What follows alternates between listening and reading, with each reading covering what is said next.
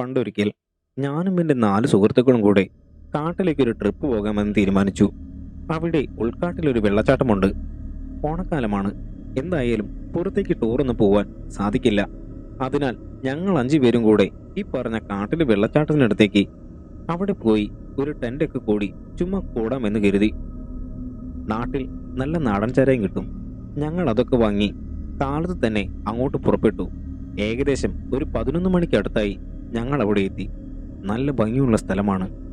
അവിടെ തന്നെ ഒരു ചെറിയ ചെരിവോട് കൂടിയ വലിയ പാറയുണ്ട്. ഞാൻ പറഞ്ഞു, നമുക്ക് അവിടെ ടെന്റ് നിർമ്മിക്കാമെന്ന്. അങ്ങനെ ഞങ്ങൾ എല്ലാവരും അതിൻ്റെ പണി നോക്കി. ഏകദേശം ഉച്ചയോടുകൂടി അത് പണി കഴിഞ്ഞു. ഇനിയുള്ളത് പാചകം, അത്തരം കലാപരിപാടികളാണ്. തലേ ദിവസം ചെറിയ മഴയൊക്കെ ഉണ്ടായിരുന്നു. വിറകൊക്കെ ചെറിയ നനവുണ്ട്. കത്താൻ നല്ല പാടായിരുന്നു. രാത്രി കൂട്ടിക്കത്തിക്കാൻ കുറെ വിറക് വേണം. ഞാൻ രവിയോടും മറ്റു 2 പേരോടും കുറച്ചധികം വിറക് ശേഖരിച്ചു കൊണ്ടുവരാൻ പറഞ്ഞു. അങ്ങനെ അവർ 3 പേരും കൂടെ ആ പണിക്ക് പോയി. ഞാനും തോമസും കൂടെ ഇവിടെ പാചകം പരിപാടിയൊക്കെയായി നിന്നു. കുറച്ചു കഴിഞ്ഞ് അവരും എത്തി. അപ്പോൾ ചെറിയ പൊടിമഴ വീഴാൻ തുടങ്ങി. ഞങ്ങൾ എല്ലാവരും കൂടെ ആ വിറകൊക്കെ നനയാതെ ഷീറ്റ് വെച്ച് മൂടി. പിന്നെ കലാപരിപാടി തുടങ്ങി. അങ്ങനെ ആ വെള്ളത്തിൽ കിടന്നു ചാടി മറിഞ്ഞുകൊണ്ടിരിക്കുകയാണ്. ആരും തന്നെ അങ്ങനെ ഓവറായി മദ്യപിക്കുന്ന ആൾക്കാരുമല്ല. അങ്ങനെ ഇരിക്കവേ നല്ല ശക്തിയായി മഴ തുടങ്ങി. വെള്ളവും കലങ്ങി. എന്നാൽ വേഗം തന്നെ കയറാമെന്ന് ഞങ്ങൾക്ക് തോന്നി. അങ്ങനെ ടെൻറ്റിൽ കയറി. ചെറിയ രീതിയിൽ വരുവെള്ളം ടെൻറ്റിലേക്ക് കയറുന്നുണ്ട്.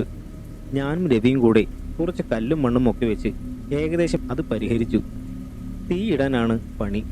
മഴ കാരണം അതിനെന്ത് ചെയ്യും എന്ന ആലോചനയായി ഞങ്ങൾ. വേറെയൊരു ഷീറ്റ് ഞങ്ങളുടെ കയ്യിലുണ്ടായിരുന്നു. ഞങ്ങളത് ടെൻറ്റിൻ്റെ മുന്നിൽ ഒരു ചെറിയൊരു മരമുണ്ട്, അതിൽ വെച്ച് ഉയർത്തിക്കെട്ടി. പിന്നെ കല്ലിൽ കയറ് കെട്ടി മറുവശങ്ങൾ ലെവലാക്കി. പിന്നെ കുറച്ച് കല്ല് കൂട്ടി വട്ടത്തിലാക്കി ചെറിയ രീതിക്ക് തീ കൊടുത്തു. പുകഞ്ഞിരിപ്പാണ്. ശരിക്ക് തീ പിടിക്കുന്നില്ല. കുറച്ച് കഴിഞ്ഞ് അത് ശരിയായിക്കോളുമെന്ന് ഞങ്ങൾക്ക് മനസ്സിലായി.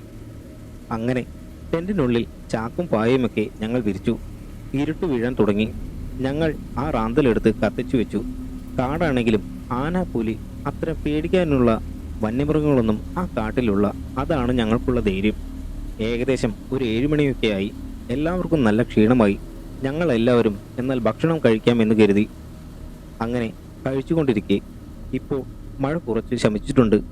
പെട്ടെന്ന് ഒരു കൂവുന്ന ശബ്ദം പോലെ ഞങ്ങൾക്ക് കേൾക്കാം. ഇതാരാ ഈ കാട്ടിൽ പാതിരാത്രി കിടന്ന് പോവാൻ എന്ന് ഞാൻ ചോദിച്ചു.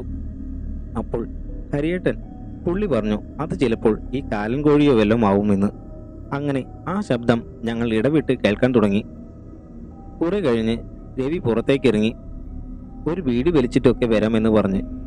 അതിന് പുറകെ തന്നെ ബിനോയും പോയി. ഇപ്പോൾ ടെൻറ്റിനുള്ളിൽ ഞാനും തോമസും ഹരിയേട്ടനുമാണ് ഉള്ളത്. പെട്ടെന്ന് ആ പോവുന്ന ശബ്ദം ഞങ്ങളുടെ ടെൻറ്റിന്റെ മറുവശത്ത് ഉച്ചത്തിൽ കേട്ടതും പുറത്തു പോയ ബിനോയും രവിയും 2 പേരും ഓടി ടെൻറ്റിലെത്തി.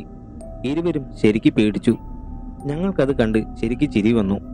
ഞങ്ങൾ അവന്മാരെ നല്ല പോലെ കളിയാക്കി. അപ്പോൾ രവി പറഞ്ഞു, ഹരിയേട്ടാ, ഇത് നിങ്ങൾ പറഞ്ഞ കിളിയൊന്നുമല്ല, ഇത് വേറെ എന്തോ സംഭവമാണോ എന്ന്. അത് കേട്ട് ഞങ്ങൾ അവനോട് പറഞ്ഞു, പിന്നെ നിനക്ക് ഓരോ വട്ട്, ചുമ്മാ കള്ളും തലക്കി പിടിച്ച് നീ കയറി കിടന്നേ എന്ന് പറഞ്ഞു. ഞങ്ങൾ അതങ്ങനെ വിട്ടു. എന്നാൽ അവൻ പറഞ്ഞത് കേട്ടപ്പോൾ ഞങ്ങൾക്ക് ചെറിയ ഭീതിയൊക്കെ തോന്നി. എങ്കിലും അതിനെക്കുറിച്ച് കൂടുതൽ സംസാരിച്ചില്ല. കാരണം ഇത് കാടാണ്. എന്തേലും ഇരുന്ന് പറഞ്ഞാൽ പിന്നെ അതൊരു ആദിയാവുമെന്ന് ഞങ്ങൾക്ക് മനസ്സിലായി. എല്ലാവരും കിടന്നു. ചെറിയ ചാറ്റൽ മഴയുണ്ട്. തീ കെട്ടിരിക്കുന്നു. എന്നാൽ നല്ല പോലെ കനലുണ്ട്. നല്ല ചൂടും. സുഖമായി ഞങ്ങൾ അവിടെ കിടന്നു. ഞാനും ഹരിയേട്ടനും എന്നാൽ ഉറങ്ങിയിട്ടില്ല. കാരണം ഈ കൂവുന്ന ശബ്ദം ഞങ്ങൾ ഇങ്ങനെ ശ്രദ്ധിച്ചു കിടന്നു. ഇവർ 3 പേരും നല്ല ഉറക്കമായി. കാരണം അവർ വീണ്ടും സാധനമെടുത്ത് വീശി. അല്പം കഴിഞ്ഞതും താഴെയുള്ള ചോലയിൽ എന്തോ വെള്ളത്തിലൂടെ നടക്കുന്ന കൂട്ടു ശബ്ദം ഞങ്ങൾക്ക് കേൾക്കാം. എന്നാൽ ടെന്റിന് മുന്നിൽ തീയിടാൻ വേണ്ടി മഴ തടയാൻ വലിച്ചു കെട്ടിയ ഷീറ്റ് നിലം മുട്ടി കെട്ടിവെച്ചതുകൊണ്ട് ചോലയിലേക്ക് കാണാനും സാധിക്കില്ല. ഞാൻ ഹരിയേട്ടനോടൊന്ന് പുറത്തേക്ക് ഇറങ്ങി നോക്കണോ എന്ന് ചോദിച്ചുകൊണ്ട് എഴുന്നേറ്റിരുന്നു. അന്നേരം പുള്ളി എൻ്റെ കൈ പിടിച്ചു. ഏയ് എന്ന് കാണിച്ചു. ഞങ്ങൾ ഇരുവരും അവിടെ ഇരുന്നു കൊണ്ട് തന്നെ ആ ശബ്ദം ശ്രദ്ധിച്ചു. എനിക്ക് സത്യം പറഞ്ഞാൽ ദേഹമെല്ലാം വിറയ്ക്കാൻ തുടങ്ങി. എന്തോ സംഭവിക്കാൻ പോകുന്നത് പോലെ, എന്തോ ഞങ്ങൾക്ക് അരികിലേക്ക് വരുന്ന പോലെയെല്ലാം ഒരു തോന്നൽ. ഞാൻ പതിയെ ഹരിയേട്ടനോട് കാര്യം പറഞ്ഞു. അത് കേട്ട് പുള്ളിക്കും ഭയമായി. ഞാൻ പറഞ്ഞു, ഇതുവരെ കേട്ട ആ കൂവുന്ന ശബ്ദം ഇപ്പോൾ കേൾക്കുന്നില്ലല്ലോ. ഇത് വേറെ എന്തൊയാണെന്നും അവൻ പറഞ്ഞത് ശരിയായിരിക്കുമോ? നമുക്ക് അവനെ വിളിച്ചാലോ എന്ന്. അന്നേരം ഹരിയേട്ടൻ പറഞ്ഞു, നിനക്കെന്താ എന്ന്. അന്നേരം ആ ശബ്ദം കേൾക്കാതെയായി. എന്നാൽ ആ കൂവുന്ന ശബ്ദം വളരെ ദൂരം നിന്നും കേൾക്കുന്ന പോലെ ഞങ്ങൾക്ക് തോന്നി. അന്നേരം ഞങ്ങൾക്ക് കുറച്ച് സമാധാനമായി. ഞാൻ സമയം നോക്കി, 11 മണിയായിട്ടുണ്ട്. അപ്പോൾ ഹരിയേട്ടൻ പറഞ്ഞു, ചിലപ്പോൾ വല്ല പന്നിയോ മാനോ ആയിരിക്കും അവിടെ വെള്ളത്തിൽ കേട്ട ശബ്ദമെന്ന്. അങ്ങനെ ഞങ്ങൾ കിടന്നു. എല്ലാവരും നല്ല ഉറക്കമായി. ഞാനും ഹരിയേട്ടനും ടെന്റിന്റെ മുൻവശത്തും ബാക്കി 3 പേര് ഉള്ളിലേക്ക് നീങ്ങിയുമാണ് കിടക്കുന്നത്. അവർ ടെന്റിന്റെ മുൻവശത്തേക്ക് കാല് നീട്ടിവെച്ചും ഞങ്ങൾ ഇവരുടെ കാല് തലയിൽ തട്ടാതെ ഇരിക്കാൻ സൈഡ് വശത്തേക്ക് തല വെച്ചുമാണ് കിടക്കുന്നത്. അങ്ങനെ പുറത്ത് ശക്തമായ മഴയാണ്. പെട്ടെന്ന് ഒരു ആന്തലും കാർച്ചയും കേട്ട് ഞങ്ങളെല്ലാവരും ചാടി എണീറ്റു. നോക്കുമ്പോൾ ബിനോയ് കിടന്നു വിറയ്ക്കുന്നു. എന്താടോ പറ്റിയെന്ന് ചോദിച്ചപ്പോൾ അവൻ പുറത്തേക്ക് കൈ വിറച്ചുകൊണ്ട് ചൂണ്ടിക്കാട്ടി.